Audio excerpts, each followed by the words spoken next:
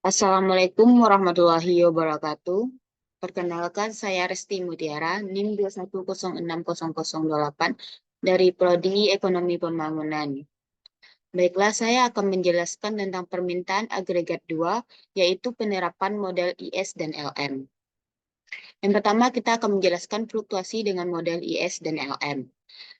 Pada kurva IS dan LM, menentukan tingkat pendapatan nasional tingkat bunga untuk tingkat harga tertentu. Jika penggeseran kurva IS dan LM, maka keseimbangan jangka pendek dari perubahan ekonomi juga akan mengalami perubahan dan pendapatan nasional akan berfluktuasi. Untuk itu, kita harus mengetahui perubahan kebijakan guncangan terhadap perekonomian bisa menyebabkan kurva tersebut bergeser. Pertama, bagaimana sih kebijakan fiskal menggeser kurva IS dan merubah equilibrium jangka pendek? Pertama, kita akan melakukan belanja pemerintah atau kita bisa nyatakan di mana Keynes menyatakan bahwa pada tingkat bunga berapapun perubahan dalam kebijakan fiskal ini menaikkan tingkat pendapatan sebesar delta G per 1 kurang MPC. Mana kita dapat pada kurva ini bisa dijelaskan jika kenaikan belanja pemerintah, kurva IS akan bergerak ke kanan sebesar delta G per 1 dikurang MPC. Sehingga pada tingkat ini akan mengalami kenaikan pada tingkat bunga dan pada tingkat pendapatan akan mengalami kenaikan juga, di mana dari titik A ke titik B. Di sini di mana LM-nya tetap konstan. Pada perubahan pajak. Pada perubahan pajak ini, model IS dan LM, perubahan pajak mempengaruhi perekonomian seperti halnya perubahan belanja pemerintah, kecuali bahwa pajak mempengaruhi pengeluaran melainkan melalui konsumsi. Pada kurva ini kita dapat jelaskan di mana penurunan pajak menggeser kurva IS ke kanan. Di sini, ketika pajak mengalami penurunan, maka kurva IS-nya akan bergeser ke kanan. Sehingga kita dapat jelaskan equilibrium bergerak dari titik A ke titik B, sehingga pendapatan meningkat dari Y ke Y1 dan tingkat bunga akan mengalami kenaikan dari R1 ke R2. Terus bagaimana sih kebijakan moneter menggeser kurva LM dan merubah equilibrium jangka pendek? Pada jumlah uang beredar ini, kurva LM akan bergeser ke bawah dan menurunkan tingkat bunga yang meningkatkan pendapatan. Mengapa? Karena ketika bank sentral meningkatkan pasokan uang, orang memilih lebih banyak uang daripada mereka ingin terus pada tingkat bunga yang berlaku. Akibatnya, mereka mulai mendepositokan uang tambahan ini di bank atau menggunakannya untuk membeli obligasi.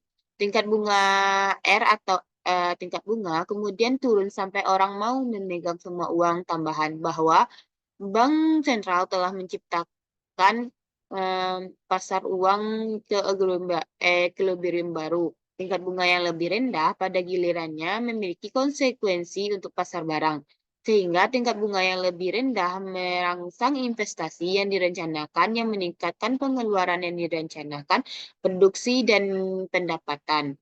Dimana kita bisa jelaskan di sini, ketika ketika kita melakukan kenaikan JUB akan menggeser kurva LM ke bawah, di mana LM1 ke LM2. Di sini di tingkat di mana IS pertamanya di sini, di mana IS, sehingga pada kenaikan jumlah ULB ini akan meningkatkan pendapatan, sehingga pendapatan meningkat, sehingga di sini mengalami tingkat suku bunga akan mengalami penurunan.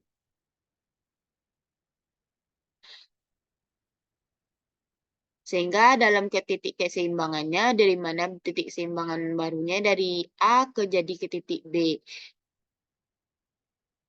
Kemudian interaksi antara kebijakan fiskal dan moneter.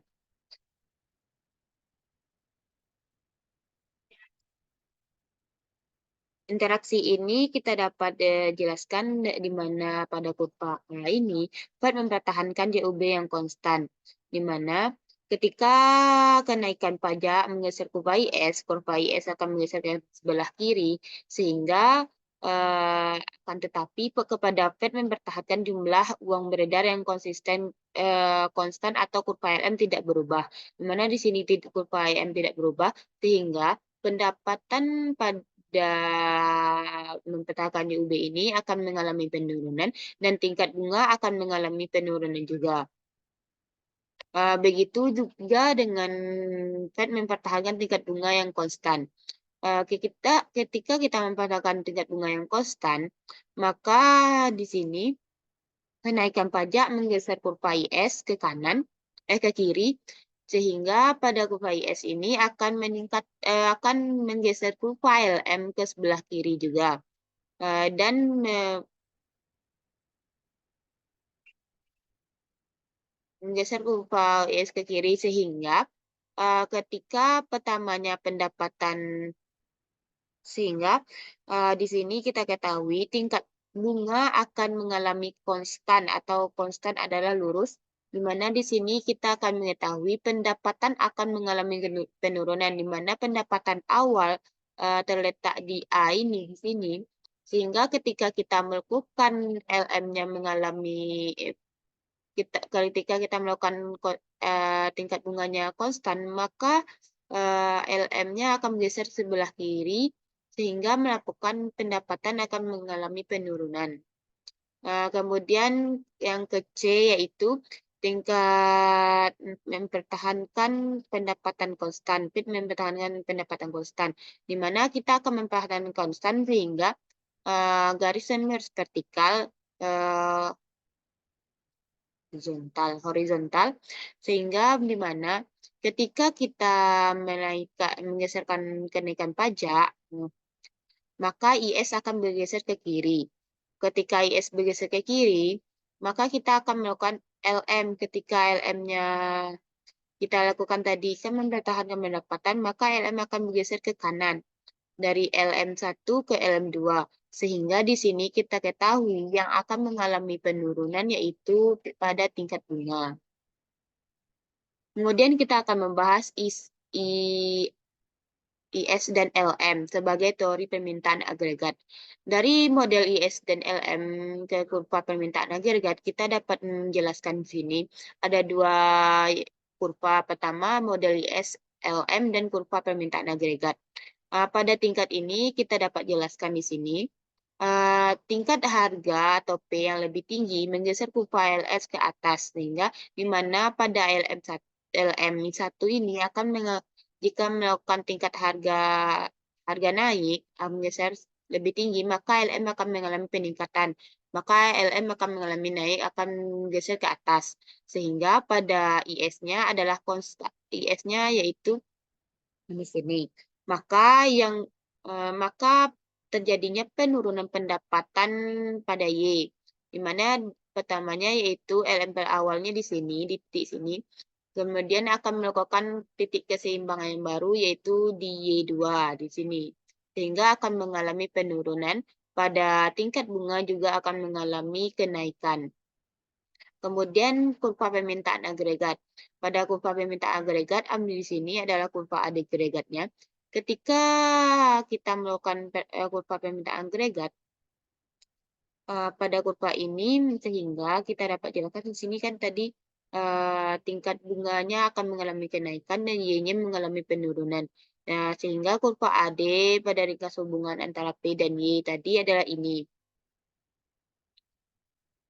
Bagaimana sih kebijakan moneter dan fiskal menggeser kurva permintaan agregat? Kebijakan moneter eksposioner, yaitu bagaimana pada tingkat ini kita bisa jelaskan ketika kita melakukan ekspansi moneter sehingga menggeserkan kurva LM ke LM1 ke LM2, sehingga maka mengalami penurunan, di mana pada tingkat mengalami penurunan ini sehingga pada IS ini tetap mengalami penurunan, sehingga pada permintaan yaitu pendapatan ini akan mengalami peningkatan karena LM-nya mengalami penurunan. Sehingga pada kurva ini kita ketahui tingkat bunga akan mengalami penurunan, sedangkan pada tingkat pendapatan akan mengalami kenaikan. Pada gambar kalau kita menggambarkan agregat demand-nya, permintaan agregatnya, maka di sini kita jelaskan permintaan menjelaskan di mana yang meningkat permintaan agregat pada tingkat harga berapapun. Hal ini pada tingkat harga berapapun yang meningkat, maka pendapatan akan mengalami peningkatan. Kemudian kita akan melakukan kebijakan fiskal ekspansioner, di mana pada hal ini ketika kita melakukan kebijakan fiskal, maka IS akan mengalami penggeseran sebelah ke kanan, di mana pada hal ini sehingga pendapatan akan mengalami peningkatan.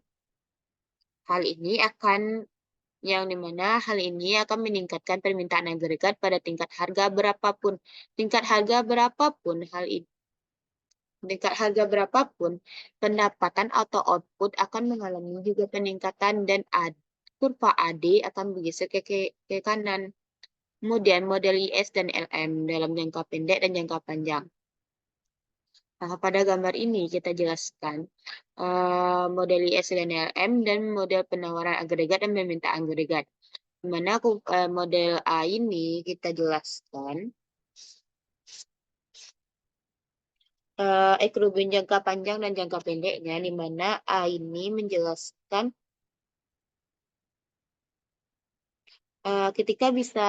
kita bisa membandingkan ekologi jangka pendek dan jangka panjang dengan menggunakan kurva IS dan LM.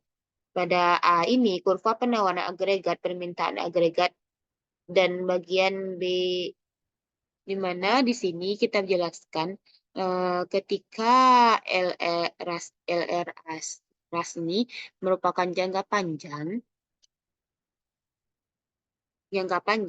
di sini adalah konstan, sehingga di mana ketika kita melakukan LM-nya, yaitu LM-nya sehingga LM-nya akan mengalami penurunan dari LM1 ke LM2, sehingga IS-nya ini di mana akan melakukan titik keseimbangan, di mana Y akan tetap konstan dan tingkat suku bunga akan mengalami penurunan, sehingga di mana awalnya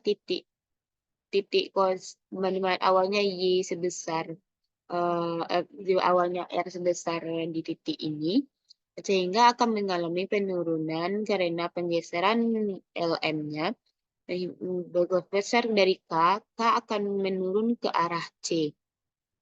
Begitu dengan model penawaran agregat dan permintaan agregat, di mana pada kurva ini jangka pendek dan jangka panjang di sini akan menjelaskan di mana tingkat harga akan mengalami penurunan, Y akan mengalami konstan. Hal ini terjadinya guncangan terhadap LM yang tadi, LM, sehingga agregat demand ini akan dari titik K akan bergeser ke titik C.